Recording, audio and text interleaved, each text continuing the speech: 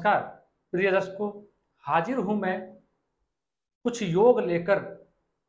आपकी जन्म कुंडली में अगर ये योग है तो आपको क्या करना चाहिए, उसका उपाय भी मैं आपके लिए लेकर आया हूं। प्रिय दर्शकों, देखिए, जन्म कुंडली खोलिए। अगर जो जन्म कुंडली अध्ययन करने में रुचि रखते हैं, जिनको जन्म कुंडली अध्ययन करने में आनंद आते हैं, या जो स्वयं ज्योतिषी बनना चाहते हैं, ज्योतिषी का कार्य करते हैं, तो उनके लिए तो बेहद महत्वपूर्ण कार्यक्रम में से एक कार्यक्रम आज का हमारा ये बन जाता है।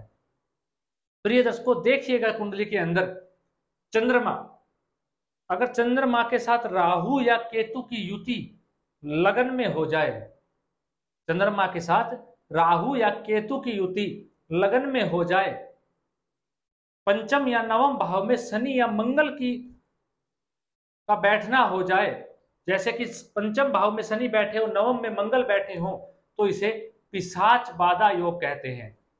दूसरा सूत्र समझिएगा प्रिय दर्शकों, जन्म कुंडली के अंदर छठे भाव का मालिक लगन में जाके बैठ जाए, छठे भाव का मालिक लगन में जाके बैठ जाए, और लगन का जो स्वामी है वो केंद्र के भावों में मंगल के साथ युति करके बैठ जाए, तो ये पिशाच बाधा योग है।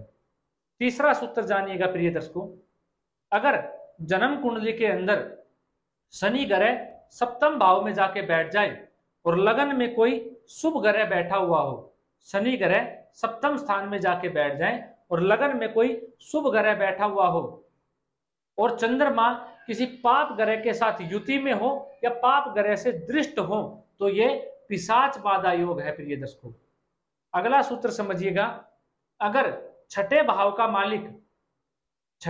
का मालिक जन्म कुंडली के अंदर जाके सप्तम भाव में, दसम भाव में, या केंद्र, या माफ कीजिए, लगन में जाके बैठ जाए, छठे भाव का स्वामी केंद्र में जाके बैठ जाए, लगन के अंदर सप्तम भाव में जाके बैठ जाए, दसम भाव में जाके बैठ जाए, और मंगल की दृष्टि लगन पर पड़े कहीं से भी, तो भी ये पिशाच बाधा योग है। प्रिय दर्शकों, अगर इन योगों में से कोई भी योग आपकी कुंडली में घटित हो रहा है, तो यकीन मानिएगा ऐसा जातक आजीवन परेशान रहता है, मन से पीड़ित रहता है। आपने पाया इन योगों में ज्यादातर मंगल और चंद्रमा का संबंध पाया गया।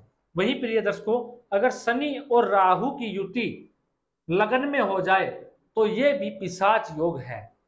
तो प्रिय दर्शकों, मैंने कुछ 5 योग आपको बताए जो पिशाच बाधा योग है। पिशाच बाधा से आपने समझा भूत प्रेत। अमूमन प्रिय दर्शकों, भूत प्रेत को ज्यादातर लोग नहीं मानते हैं, विश्वास नहीं करते हैं, साइंस इसको नहीं मानती है। लेकिन अगर ये स्थिति किसी की भी कुंडली में बनती है, किसी भी जातक या जातिका में, तो आप यकीन मानिएगा ऐसा जातक तंत्र मंत्र से परेशान अवश्य मिलेगा।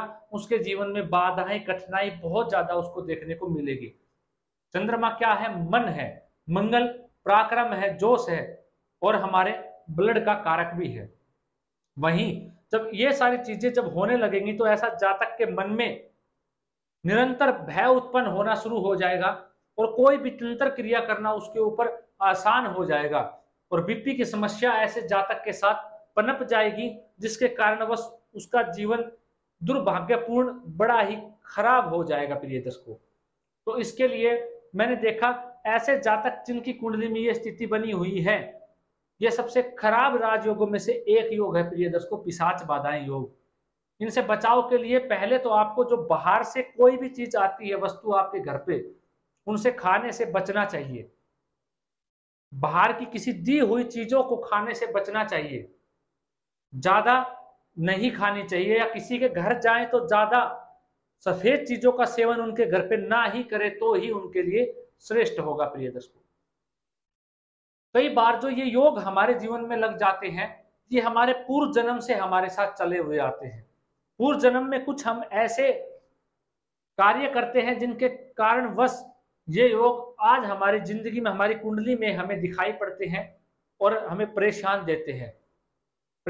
देते हैं। जैसे कि ग्रह चाल हमें बताते हैं, ये ग्रह हमें बताते हैं कि आपके जीवन में क्या होने वाला है। ये जैसे ये ग्रह है, वैसे ही प्रिय दर्शकों यकीन मानिएगा ये सारी चीजें भी इस दुनिया में हैं। लेकिन कोई माने या ना माने, उसका आज हमारा मुद्दा नहीं है। लेकिन अगर ये चीजें आपकी कुंडली में है, ये 5 योग आपकी कुंडली में बने हुए हैं, तो आपको बाहर का खाने पीने से बचना चाहिए। किसी के घर जाए या कहीं भी जाए सफेद चीजों का सेवन ना करें, और एक काले रंग का धागा अपने बाएं पैर पर बांधकर जरूर रखें, और निरंतर शिवजी भगवान के मंदिर में जाएं और उनको सरसों, काली सरसों चढ़ाएं और दूध से अभिषेक करें शिवलिंग का, तो आपको निरंतर लाभ होगा, फायदा होता हुआ आपको नजर आ जाएगा। एक अपराजिता का पेड़ अपने घर पर लगाएं शनिवार के दिन, जिसके नीले रंग के फूल आते हैं, और उनको जब वो बड़ा हो जाए तो वो फूल तोड़ करके शिव भगवान को अर्पित करें, शिवलिंग पे चढ़ाए, आपको लाभ होगा प्रिय दर्शकों। तो आशा करता हूं अगर किसी भी कुंडली में आपको ये चीज दिखाई पड़े तो आप उनको ये उपाय करवा के लाभ दिला सकते हैं, और उनको लाभ भी होता वो आपको दिख जाएगा प्रिय दर्शकों इन उपायों से। जो मैं जानता था वो मैंने आपको बताया, वो आपका भी अधिकार है। ये योग कुछ श्रेष्ठ नहीं है जन्म कुंडली के अंदर। तो आज के लिए इतना ही प्रिय दर्शकों, इजाजत दीजिए, मुझे मिलता हूं कोई नया अद्भुत और अनोखा कार्यक्रम लेकर आप लोगों के लिए। नमस्कार।